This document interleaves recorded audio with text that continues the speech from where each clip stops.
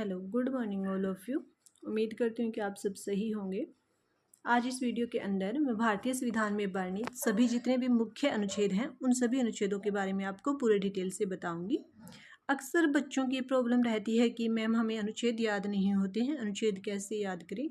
तो मैं आपको एक ट्रिक बता सकती हूँ कि जो ये अनुच्छेद हैं आप कम से कम ये 10 से 12 बार ये वीडियो देखिएगा, उसके बाद में आपको अनुच्छेद मौजवानी याद हो जाएंगे। तो चलिए बेटा स्टार्ट करते हैं। भाग एक में अनुच्छेद 1 से लेकर के 4 तक का वर्णन किया गया है। ठीक है। अनुच्छेद 1 में संघ का नाम और क्षेत्र का वर्णन किया गया है। अनुच्छेद 2 में नए राज्यों का प्रवेश और स्थापना का वर्णन किया गया है। अनुच्छेद 3 नए राज्यों का गठन, विद्यमान राज्यों के क्षेत्रों, सीमाओं एवं नाम में परिवर्तन का वर्णन करता है। भाग दो में अनुच्छेद 5 से लेकर के 11 तक का वर्णन किया गया है। अनुच्छेद 5 में संविधान के प्रारंभ पर नागरिकता का प्रावधान करता है। अनुच्छेद 6 पाकिस्तान से भारत में प्रवास करने वाले किसी भी व्यक्ति के नागरिकता के अधिकार का वर्णन करता है। अनुच्छेद 6। अनुच्छेद 10 नागरिकता के अधिकारों को जारी रहना बताता है। अनुच्छेद 11 संसद कानून द्वारा नागरिकता के अधिकार को विनियमित करता है। भाग 3 में अनुच्छेद 12 से लेकर के 35 तक के मौलिक अधिकारों का वर्णन किया गया है।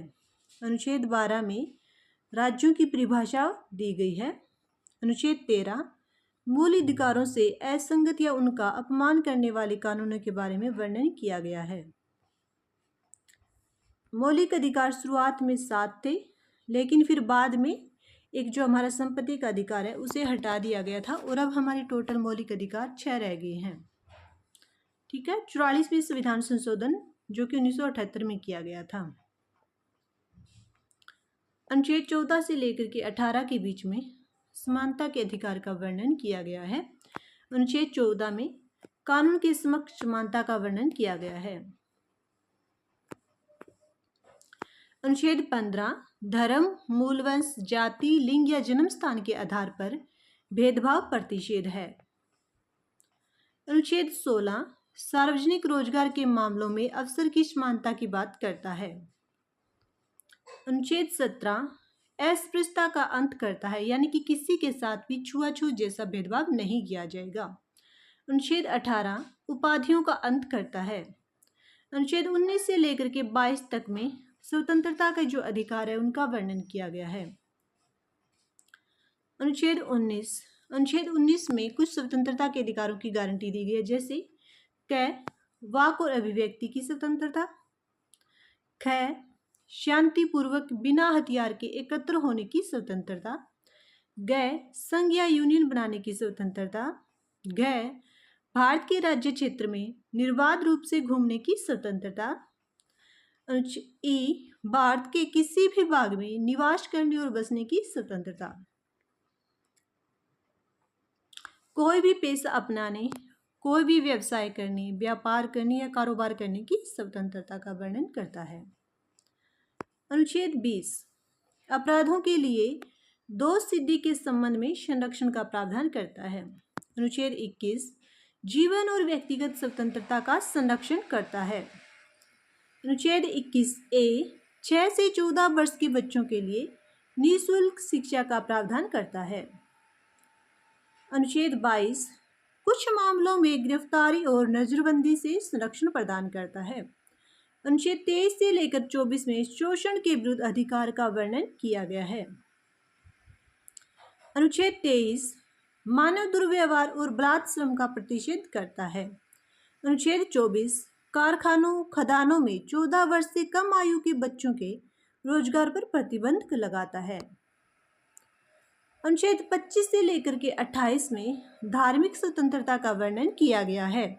अनुच्छेद 25 अंतःकरण की स्वतंत्रता और धर्म को अबाध रूप से मानने, आचरण करने, प्रचार प्रसार करने की स्वतंत्रता का वर्णन करता है। अनुच्छेद 25।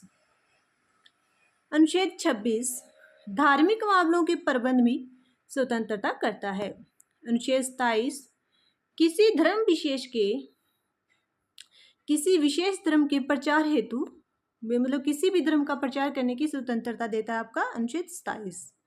अनुच्छेद 28 धार्मिक शिक्षा में भाग लेने की स्वतंत्रता प्रदान करता है। अनुच्छेद 28 भाग 4 के अंदर राज्य के नीति निदेशक तत्व दिए गए हैं जो कि अनुच्छेद 36 से लेकर के 51 में वर्णित है। अनुच्छेद 36 ये परिभाषा देता है। अनुच्छेद 37 डीपीएसपी का अनुप्रयोग बताता है। अनुच्छेद 39A समान न्याय और निःशुल्क कानूनी सहायता का प्रावधान करता है। अनुच्छेद 40 ग्राम पंचायत के संगठन के बारे में जानकारी देता है।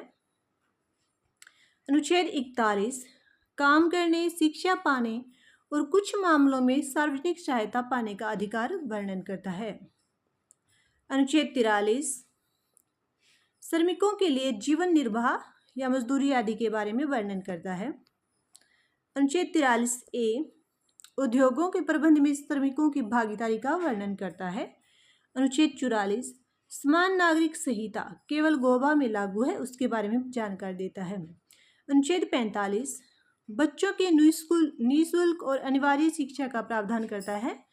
अनुच्छेद 45 अनुच्छेद 46 अनुसूचित जाति SC, अनुसूचित जनजाति ST और OBC के शैक्षिक और आर्थिक हितों को बढ़ावा देना अनुच्छेद 46 के अंदर वर्णन किया गया है। अनुच्छेद 47 पोषण स्तर और जीवन स्तर को बढ़ाने तथा लोक स्वास्थ्य में सुधार करने का राज्य का जो कर्तव्य है उसका वर्णन किया गया है। अनुच्छेद 48 में कृषि और पशुपालन संगठन का वर्णन किया गया है। अनुच्छेद 49 प्राकृतिक महत्व के स्मारकों, स्थानों और वस्तुओं का संरक्षण प्रदान करने के बारे में जानकारी देता है। अनुच्छेद 50 न्यायपालिका का कार्यपालिका से पृथक्करण के बारे में बताता है। अनुच्छेद 51 अंतर्राष्ट्रीय शांति और सुरक्षा को बढ़ावा देना के बारे में जानकारी देता है। अनुच्छेद 51A भाग 4A के मौलिक कर्तव्यों का वर्णन करता है। संविधान के अंदर टोटल 11 मूल कर्तव्य बताए गए हैं। 42वें संविधान संशोधन अधिनियम 1976 द्वारा 10 मूल कर्तव्य जोड़े गए। 86वें संविधान संशोधन अधिनियम 2002 द्वारा एक और मूल कर्तव्य इसी सूची में जोड़ा गया और इस प्रकार ये टोटल 11 मूल कर्तव्य हो गए। 51A संविधान का पालन करना, उसके आदर्शों और संस्थानों, राष्ट्रीय ध्वज और राष्ट्रगान का सम्मान करना। 51AB उन महान आदेशों का संजोना और उनका पालन करना जिन्होंने हमें भारतीय स्वतंत्रता संग्राम में प्रेरित किया। 51AC में भारत की संप्रभुता, एकता, अखंडता को बनाए रखना और उसकी रक्षा करना। 51AD देश की रक्षा करना और जरूरत पड़ने पर या कहे जाने पर राष्ट्रीय सेवाएं प्रदान करना। अनुच्छेद 52 से लेकर के 151 के अंदर भाग 5 में वर्णन किया गया है जो कि संघ के बारे में जानकारी देता है। अनुच्छेद 52 भारत का राष्ट्रपति। अनुच्छेद 53 संघ की कार्यकारी शक्ति। अनुच्छेद 54 राष्ट्रपति के चुनाव की जानकारी देता है। अनुच्छेद 56 राष्ट्रपति पर महाभियोग चलाने की प्रक्रिया का वर्णन करता है। अनुच्छेद 63 भारत के उपराष्ट्रपति के बारे में बताता है। अनुच्छेद 64 उपराष्ट्रपति का राज्यसभा के पदेन अध्यक्ष होना, यानी कि जो उपराष्ट्रपति है वो राज्यसभा का पदेन अध्यक्ष भी चुना जा सकता है। अनुच्छेद 66 उपराष्ट्रपति के चुनाव का वर्णन करता है। अनुच्छेद 72 राष्ट्रपति की समाधान की शक्तियों का वर्णन करता है और ये काफ़ी इम्पोर्टेंट भी है।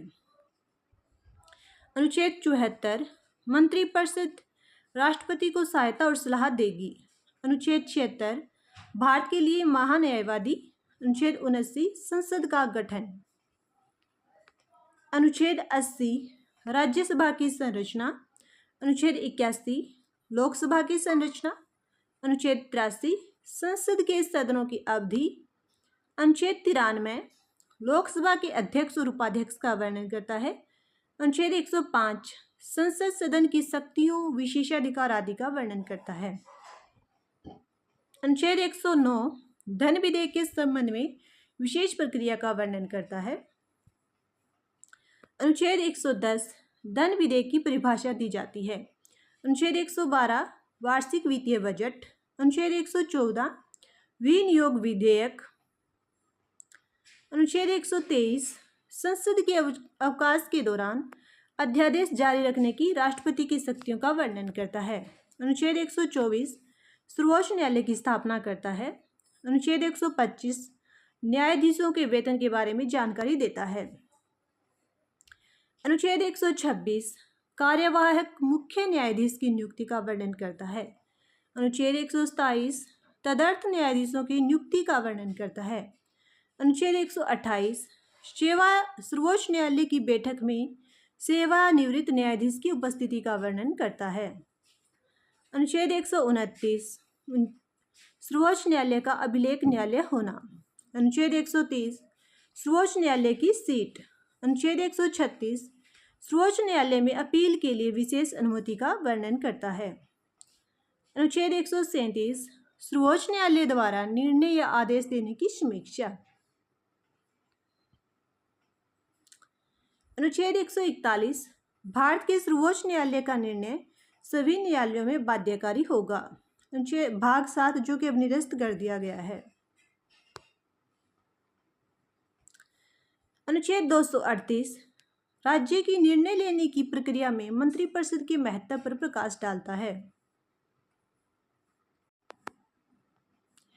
अनुच्छेद 239 से 242 भाग 8 में वर्णित है। यह केंद्र शासित प्रदेश के बारे में जानकारी देता है। अनुच्छेद 243 से 243 के कुछ भाग दिए गए, उनके बारे में जानकारी दी गई है। भाग 9 पंचायती राज से संबंधित है। अनुच्छेद 243 ए ग्राम सभा का वर्णन करता है। अनुच्छेद 243 बी पंचायतों के गठन के बारे में जानकारी देता है। ये काफी इंपॉर्टेंट है भाई। भारतीय संविधान के 9वें संविधान संशोधन जो कि भारतीय संविधान के भाग 9 के संविधान संशोधन जो कि 74वां संविधान संशोधन हुआ था 1992 के अंदर, इसमें शहरी स्तर पर स्थानीय स्वशासन का प्रावधान किया गया है। अनुच्छेद 243 एस में बोर्ड समितियों आदि का गठन और संरचना का वर्णन किया गया है। अनुच्छेद 243 यू नगर पालिकाओं की अवधि कितनी होगी, इसके बारे में वर्णन किया गया है। भाग 10 में अनुसूचित जाति और जनजातीय क्षेत्र के बारे में वर्णन किया गया है। अनुच्छेद 244 ए असम के भीतर कुछ आदिवासी क्षेत्रों में से एक स्वायत्त राज्य के निर्माण की अनुमति देता है। अनुच्छेद 243 से 263 के बारे में भाग 11 के अंदर वर्णन किया गया है। भाग 11 केंद्र और राज्य के संबंध पर वर्णन करता है। भाग 12 वित्त संबंधी अनुबंध और बाद आदि का वर्णन करता है। भाग 12 के अंदर अनुच्छेद 264 से लेकर के अनुच्छेद 300 तक का वर्णन किया गया है। अनुच्छेद 266 समेकित निधि एवं लोक लेखा निधि का वर्णन किया गया है।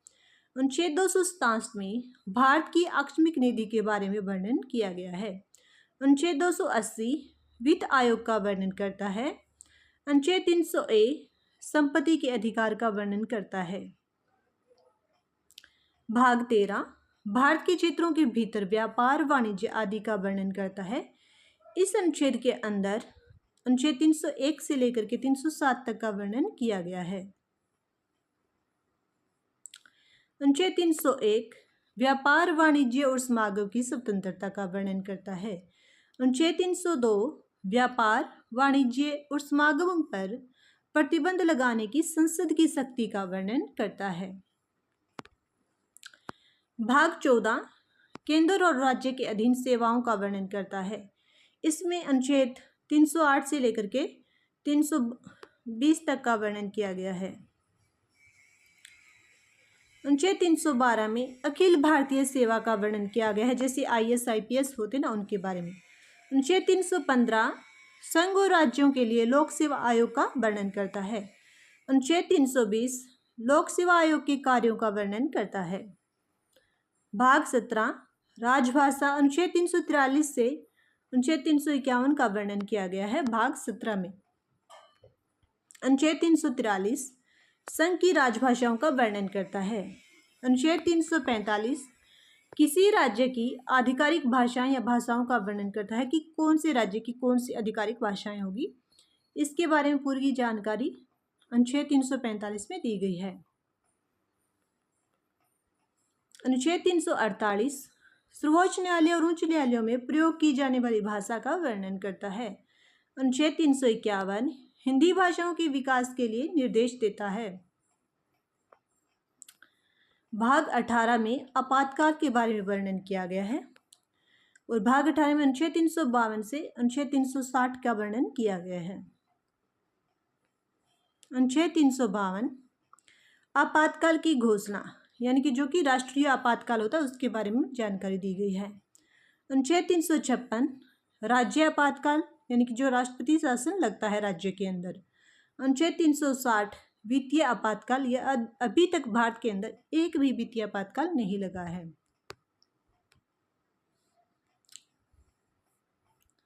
भाग 19 विविध जानकारी देता है। इसमें अनुच्छेद 361 से लेकर के अनुच्छेद 367 दिए गए हैं। अनुच्छेद 361 राष्ट्रपति और राज्यपालों का संरक्षण।